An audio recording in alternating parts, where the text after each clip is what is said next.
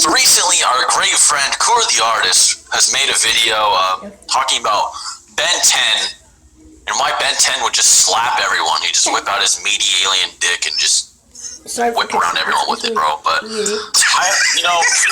this is a very common clickbaiting tactic. You slap in, hey, this guy over here, you see him?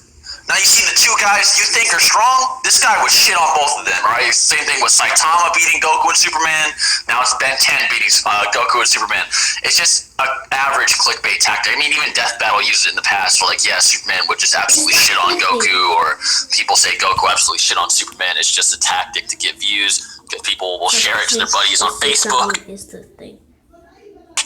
get it trendy, because yeah, my character will beat your character kind of thing, right? Easy.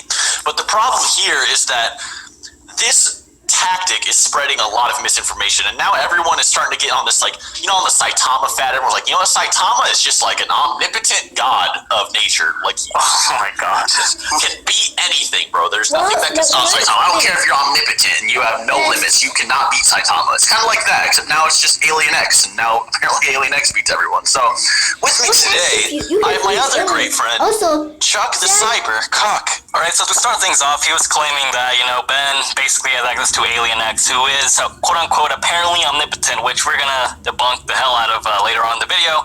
Let's talk about what he said regarding his other aliens. For example, Clockwork. Claimed that with his time ray, he can pretty much, touch anything with his rays and no matter what. So, it's an elements fallacy, obviously, which we've said several times before. For example, we have the Flash, he can face your opponents. We have Goku can Hakai people or whatever. No elements fallacy would be claiming he can do that to anyone, no matter their raw power or their, their overall durability.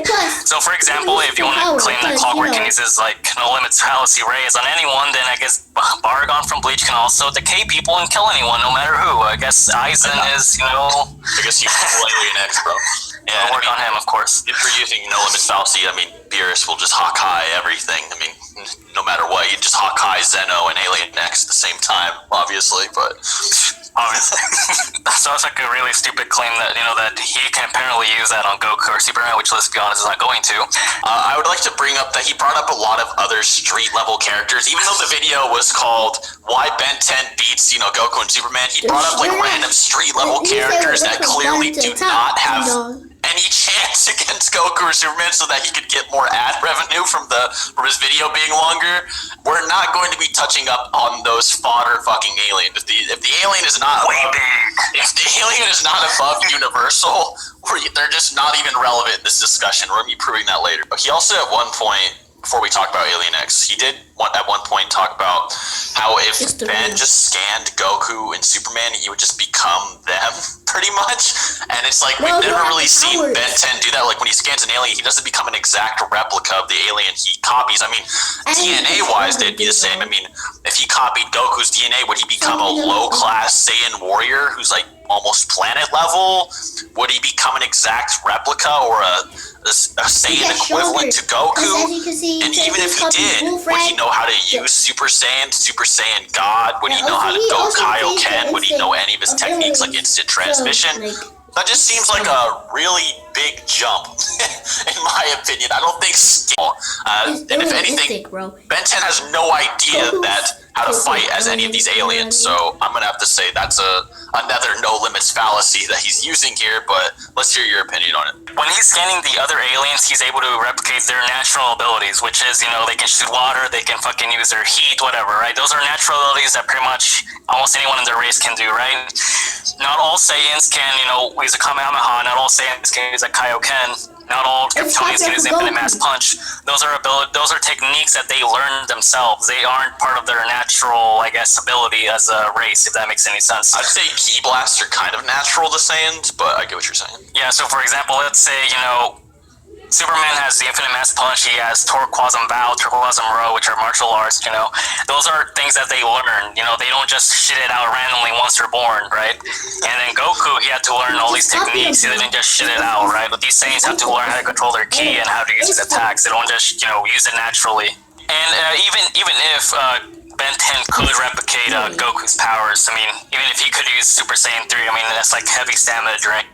Maybe he'll be able to, fucking claims that, you know, omnipotence is apparently not something that you should overlook with Alien X. You know, it's a possibility that he's, you know, limitless and all this shit, that he can do anything he wants. Okay, so with the claim that he's omnipotent, tell me how this makes sense. So Alien X is omnipotent, yet he has his power limited by personalities, which there's also a race of omnipotence. So how's that even make any sense? All of them are just omnipotent. So a baby celestial sapien has the same strength as an adult celestial sapien, or he's omnipotent plus? Like, how does that work? They're all omnipotent. And they're not able to defeat each other or stalemate instantaneously. They're able to steal each other's powers. They are definitely not omnipotent. Omnipotence is obviously can do whatever he wants whenever he wants. So I'll go show you. Don't worry about that. So like Bradex, Superman claim. Bradex, it's different but all the same. Just a robot. So I want to start off by saying that I was a huge fan of Seth the Programmer. I started watching him when he only had 8,000 subscribers. I kept on watching Seth the Programmer to this day. I don't agree with everything he says, but for the most part he never really pissed me off. But one day this YouTuber made a video about how Ben 10 could beat Superman and Goku. And Seth the Programmer made a response video pretty much missing every single point. So if you want more context for what's going on, watch these two videos first. recently, our grave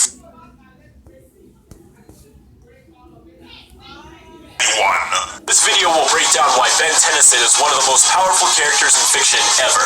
I'm Kuro the Artist, and I'm going to show you why Ben can beat Superman, Goku, and pretty much anybody he faces. Now I know this doesn't seem like too big of a deal, but trust me, he does this a lot throughout the video.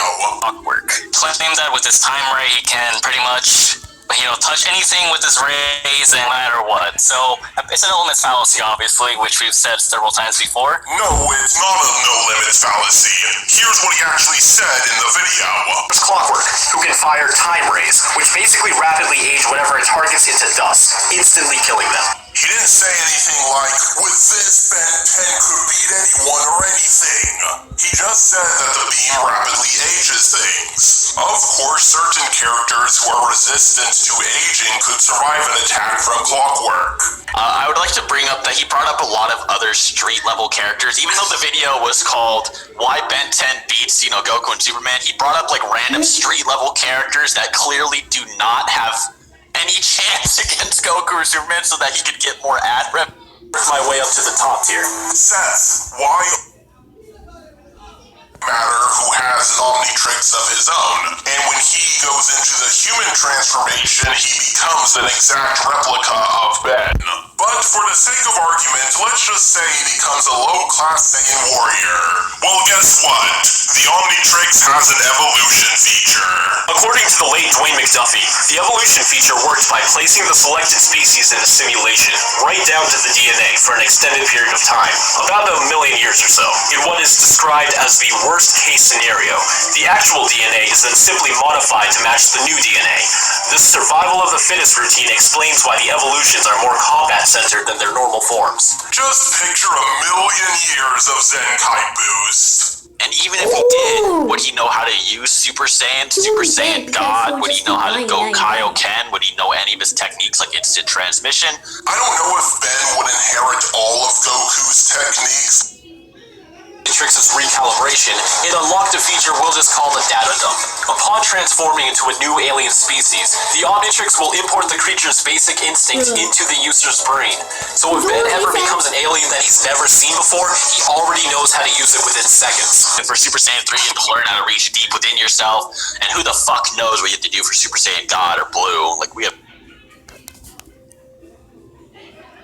Get in a debate with this guy about Ben 10 versus Goku and Superman, but he made it sound like he was the one that convinced him that Ben couldn't use the God transformations. he seems to have agreed with us on the matter. Like, you know, Goku, he won't have like all their techniques per se, and it's a little bit far-fetched to say that he would copy like the God forms, obviously. Seth, he never said exact duplicate. Seth, you really sound like one of those Superman fans who say, "Oh, yuck, we never actually seen Cell destroy a solar system, so I guess he can't. Yuck." Where Goku can stack up. Now, Goku, as we know, has universal feats versus Beerus. You can scale him to, low multiversal because he's fucking thousands of times stronger than Super Saiyan God that he absorbed into his base early in the Battle of Gods arc, right?